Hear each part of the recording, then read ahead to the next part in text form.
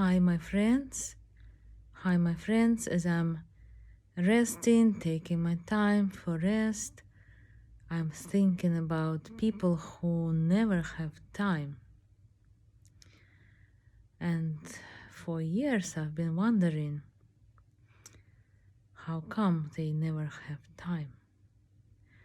Whenever you reach out to them, they're always busy, they don't have time to even answer to you in 6 years, not once. They're really like loving presence that you can get from them. And they're always busy. If like they call you, they're talking quickly, only what interests them, their purpose, not making space for you to say anything, which is okay, sometimes. Sometimes it doesn't bother me, but I just observe that how interesting how some people never have time. And if I invite them to yoga class, to relaxation, they say, no, I don't have time for that. I wish I had, but just always so much to do. Which, of course, is the opposite what you should do if you're too busy. You should stop doing it and just relax, do relaxation, so that you get clarity about what really matters, what you should be doing. Because it cannot be true that we need to do a lot. It just cannot be true. It's just 3-4 things per day that we would really need to do. And it can never be so that we have to do too much and we run out of time. So if we live this way, it means we are lost. We lost our way. We're far away from the truth. And now I have Saturn aspecting my Mars, because Saturn is in Aquarius and Mars I have in Leo. And I feel that energy when too much to do comes to me. Agenda gets too full.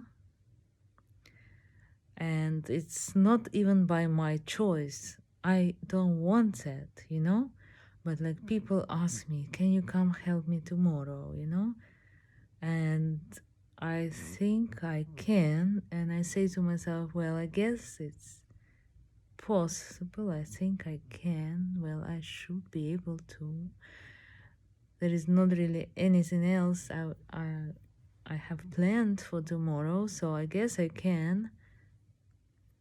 And I guess I can use the money because they pay me for the help, But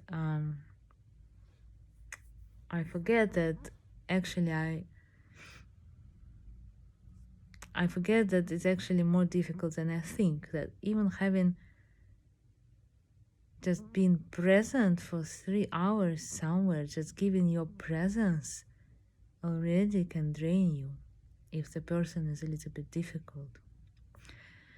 So I also don't know how people do it, like living together, having a relationship. Like you have to give your presence to the person all the time. Like, when do you rest, So I guess my standard is very high. If I have a relationship, I need to be fully present with the relationship.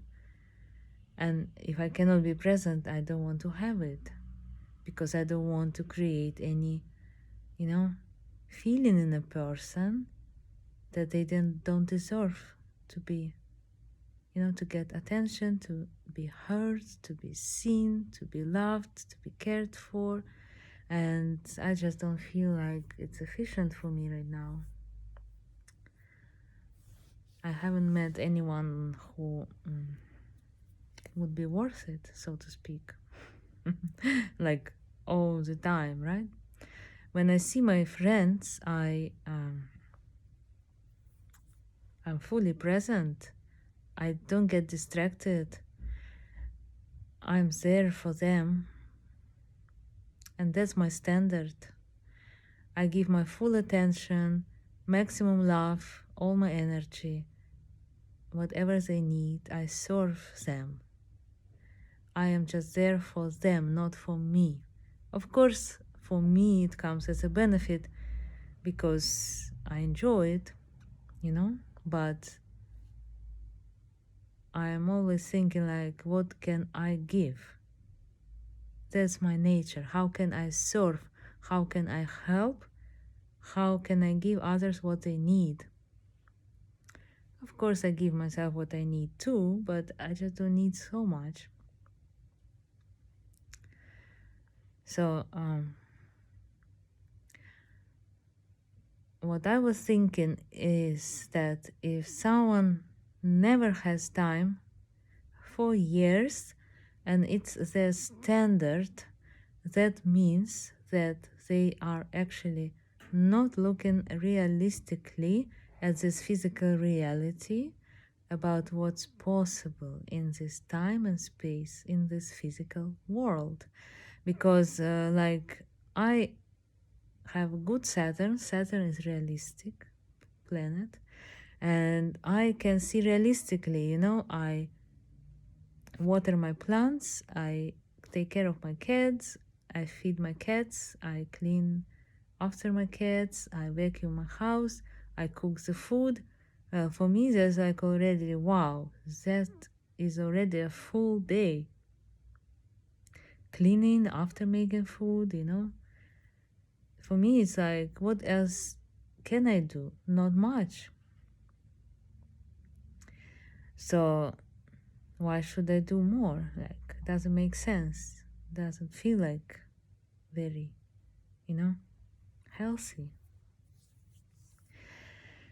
So I don't like to be busy. I like to feel like the action comes out of a deeper source, rises up, and naturally something I want to do. Like, if someone asks me, can you come help me tomorrow? At the moment I read the message, I don't feel like making that decision. So I put down my phone and I think, not now. Then I lie down and I just allow myself to just be in that space of not making any decision right now. And I can just rest, and if I feel like it later, I will come help them. If not, I will not. And whenever I feel like letting them know, I will. So I give myself full freedom and space, and then I lie down on the couch, I watch some, video, and suddenly I feel this desire bubbles up from the bottom onto the surface, like, yes, I actually do want to come help them tomorrow. And I will get paid also, so that's good, but it's not why I say yes. Money never drives me to do something. I guess that's just something I was born with, that I enjoy earning money and getting paid for my work, but that is not why I would do something or not do something. My driving force is something else. It's just being true to myself. And there were moments when I had to do things I didn't want to do, but there was no other option for survival. So survival is number one, security, so that we can stay healthy. And then when we're healthy, nothing is impossible. When we're not healthy, then very little is possible. So that's how I see it. And I think that people who are always busy and they never have time, It means they are not able to realistically estimate the possibilities of this physical reality and of this physical world where we play our role in this body. You know? Just like making this video right now, this speech that I can share with people and it may help some people. This is already like great accomplished day. You know? What else can I wish for? Why should I do more? If I happen to want to do more and I enjoy it and it's a natural desire, that's great. But I'm not gonna like artificially create this agenda. Like my plan is I have to do much more today, and then I'm gonna like disapprove of myself how much I have done or how little I have done, and then I'm not gonna be loving to myself because I'm a failure, have not done anything, have not got anything done. I just try to be loving to myself, like, well, I didn't do it. Yeah. If I had energy, I would. If I didn't do it, I didn't have energy. So it's possible, it's possible to live like this. And it took me a lot of courage to trust in this, to have faith. And my friends helped me, my allies on my path really helped me to maintain this faith without having reality confirming it to me.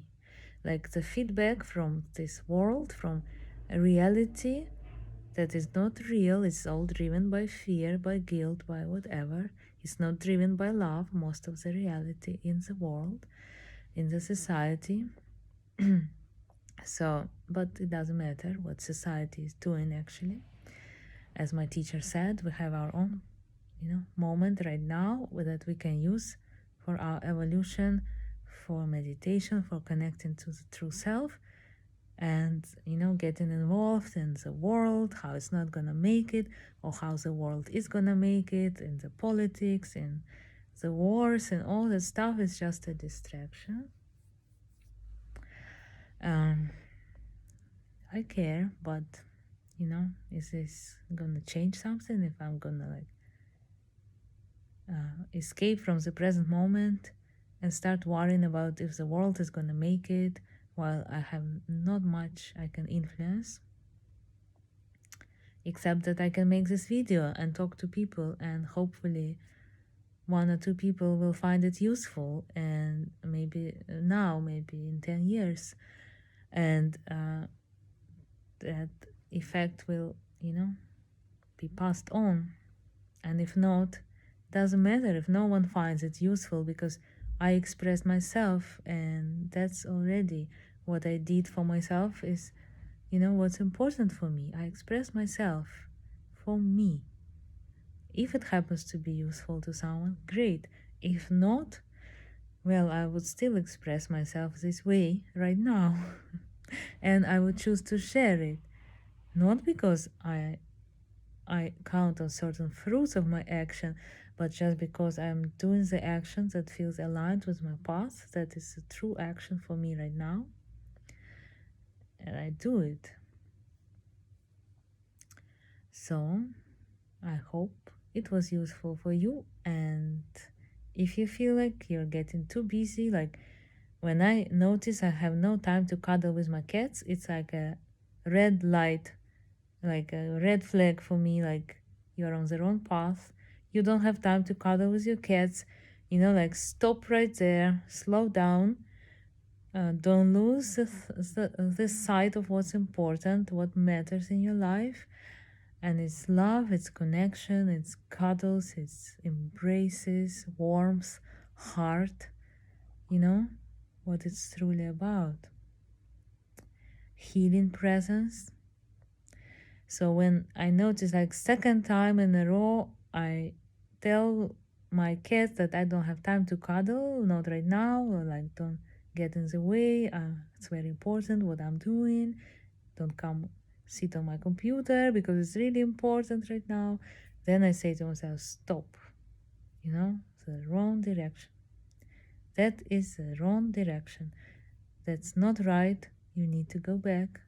You need to just stop doing whatever you're doing and just cuddle with your cats.